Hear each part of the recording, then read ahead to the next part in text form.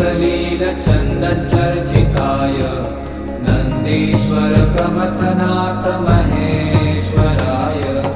मन्दार पुष्प बहु पुष्प सुपूजिताय तस्मै